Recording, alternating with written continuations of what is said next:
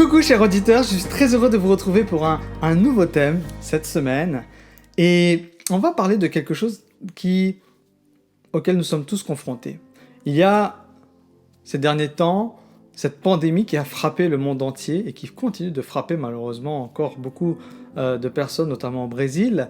Mais je pense qu'aujourd'hui en France par exemple, beaucoup d'entreprises aimeraient vraiment pouvoir revenir en arrière et racheter tout ce temps qui a été perdu, ce temps où on n'a pas pu utiliser pour faire de l'argent, ce temps qui est parti. Parce que je ne sais pas pour vous, mais ce temps de confinement de presque 2 mois et demi, 3 mois est passé d'une vitesse folle. Il est passé tellement vite.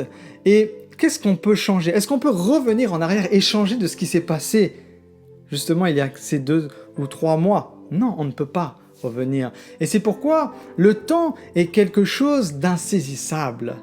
Dans un sens où chaque jour, 24 heures sont rajoutées à notre vie, entre guillemets. Et ce temps ne peut être stocké, ce temps ne peut être sauvegardé, ce temps ne peut être mis de côté pour plus tard.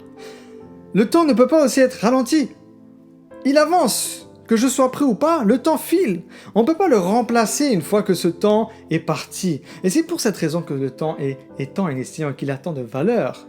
Parce qu'il ne peut être acheté, entre guillemets. Peu importe où une personne vit, peu importe combien d'argent une personne se fait ou gagne par an, peu importe qui est sa famille, peu importe qu'elle soit dans une position très élevée dans la société, ou au contraire qu'il n'y a pas forcément une grande autorité, mais nous, le temps, nous le subissons tous. Notre temps tourne et s'égrène, il s'épuise. Depuis que nous sommes nés, ce temps nous est compté, parce que nous savons que nous allons mourir. En tout cas, à cause du péché. Nous devons passer par là. Sauf si Jésus, bien sûr, revient avant. Mais nous vivons à une époque où nous essayons tous, indirectement, d'arrêter l'imparable. Nous essayons tous de racheter le temps, avec autant d'heures dans une journée et un nombre limité d'années dans notre vie. Nous essayons par diverses choses, en gardant une bonne forme physique, un bon régime nutritionnel, et aussi ce qu'on appelle aujourd'hui la cryogénie, pour pouvoir espérer allonger la durée de notre vie. Mais il y a une chose que nous ne pourrons pas dépasser, c'est la mort.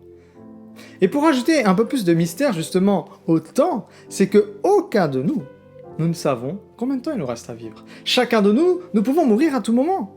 Il est vrai que quand même, au travers de notre manière de vivre, nous pouvons éloigner entre guillemets la mort un peu plus loin. Mais même si nous le faisons, ça reste infime.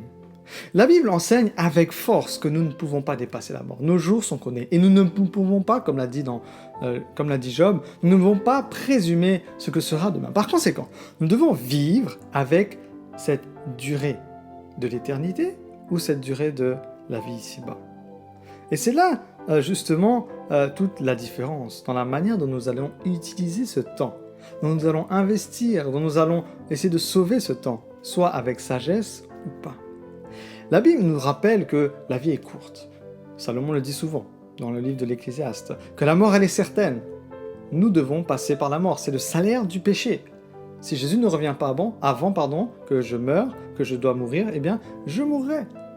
À la fin, nous allons tous faire face à ce jugement. On peut imaginer que Paul avait ces choses à l'esprit lorsqu'il a écrit dans Éphésiens le chapitre 5, à partir du verset 15 et 16, où il dit « Prenez donc garde de vous conduire avec circonspection, non pas comme des insensés, mais comme des sages. Rachetez le temps, car les jours sont mauvais. » Je pense que la plupart d'entre nous souhaitons être plus productifs. Nous voulons avoir et connaître la meilleure façon de le faire en bouquinant, en essayant de prendre des conseils par-ci et là. Cette phrase biblique souvent utilisée à cet égard, racheter le temps. Qu'est-ce que Paul est en train de nous dire? Qu'est-ce qu'il veut dire lorsqu'il utilise cette phrase?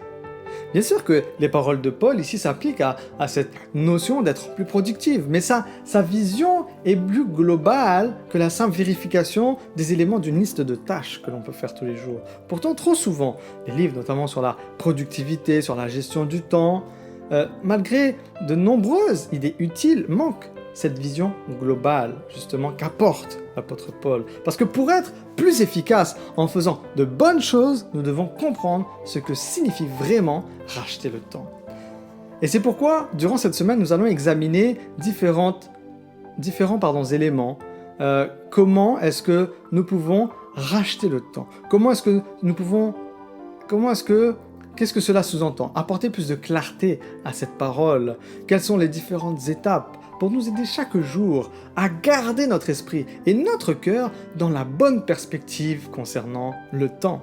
La façon dont justement nous allons utiliser notre temps est finalement un problème évangélique. L'évangile affecte la façon dont nous considérons notre temps sur cette terre. Comment est-ce que je vais répartir mon temps et comment est-ce que je conceptualise l'éternité? Comment est-ce que nous utilisons au mieux notre temps? Plus important que les étapes de l'action, c'est notre vision, notre attitude de base envers le temps et cette notion d'éternité. Parce que vous savez, la vie nous pousse à un rythme étonnamment rapide. Avec chaque année qui passe, ce rythme semble s'accélérer. Un jour, je suis là, demain, je passe mon diplôme, je suis dans le monde du travail, je travaille, j'ai des enfants, j'ai une famille, bientôt vient le jour de la retraite, et puis ça passe vite. Et c'est dans cette lumière-là, quand Moïse écrit dans le psaume 90, justement, où il parle de cette brièveté, si on peut dire ainsi, de la vie.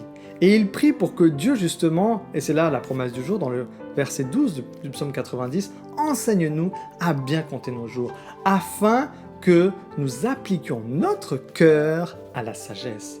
La brièveté de la vie, à la lumière de l'éternité, crée un contraste encore plus frappant. Et contraste que nous devons toujours garder en tête, réfléchir dessus et méditer dessus. Paul nous le rappelle et nous le dit donc faisons attention. Faisons très attention à la façon dont nous vivons. Pas comme justement ces gens qui sont imprudents, mais comme des gens sages. En profitant le plus possible de ces jours que Dieu nous donne, parce que les jours sont mauvais.